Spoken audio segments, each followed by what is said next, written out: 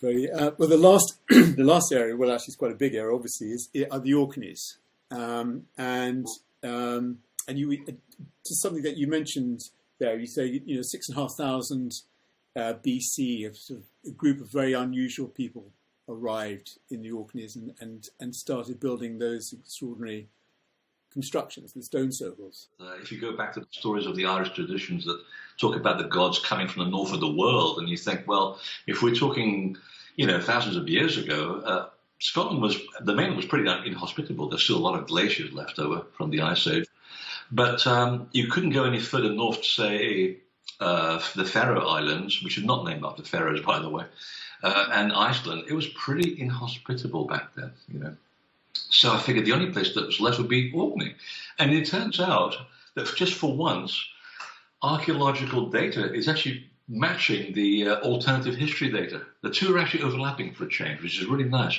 And they began to dredge out objects, man-made objects, going back to the Mesolithic era. So somewhere between Shetland and Orkney, they have found human utensils going back to before the Ice Age. The whole place was already habited. And then there's a catastrophe, as we know.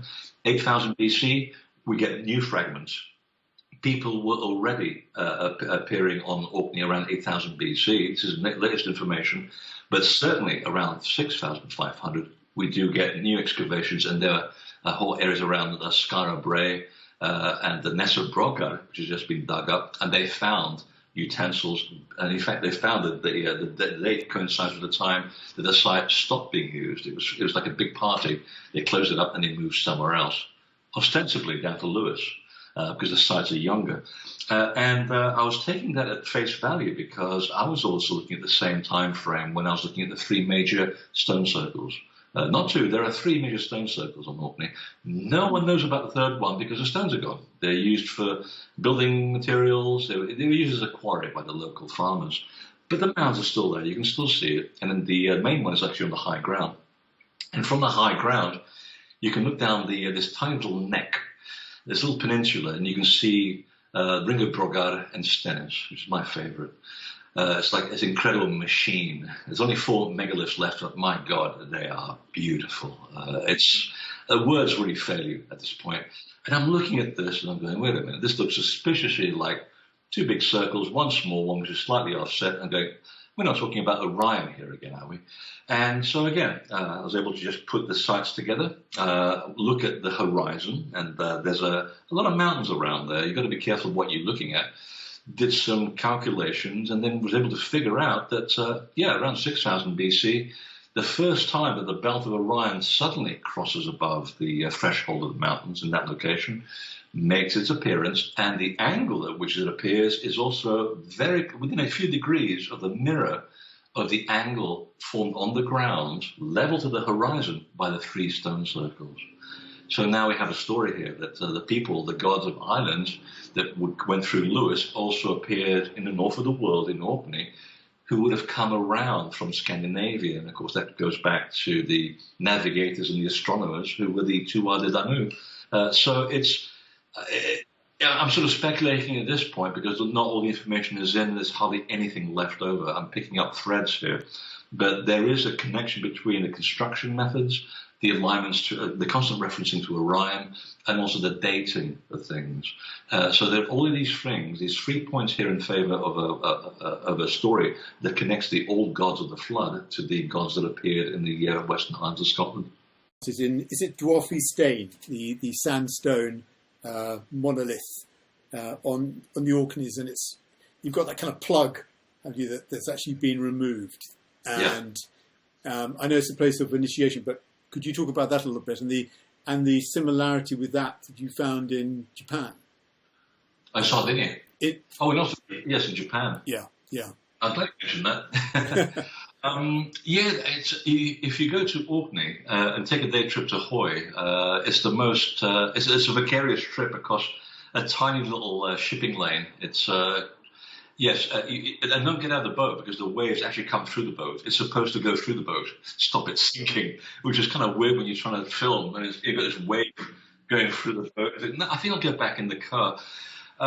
But the only reason to go there, apart from the fact it's beautiful and it's remote, there's only one road, and there's this big rectangular sandstone block lying in the middle of the side of a hill.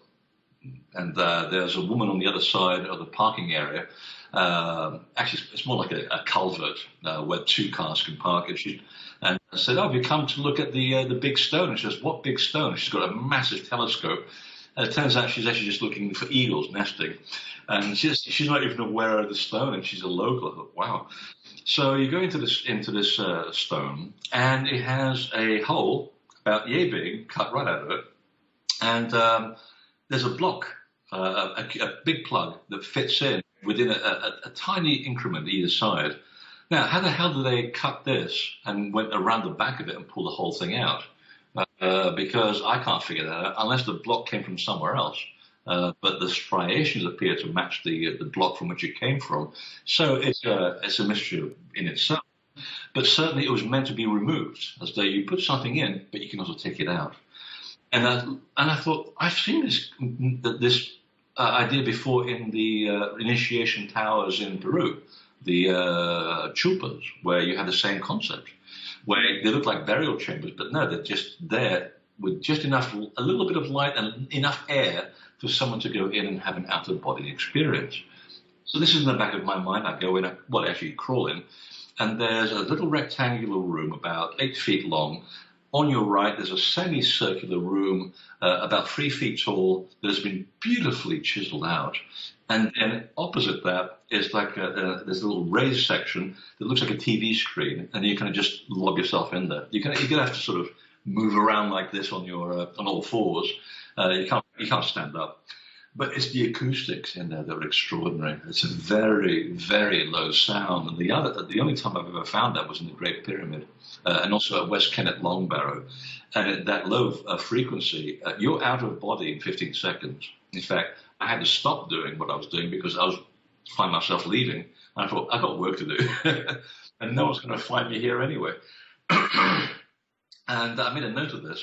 And then the next time I sort of went out, looked at this, and I thought, it's strangely aligned to the horizon at exactly grid west. I mean, it's 0 grid west. Perfect alignment.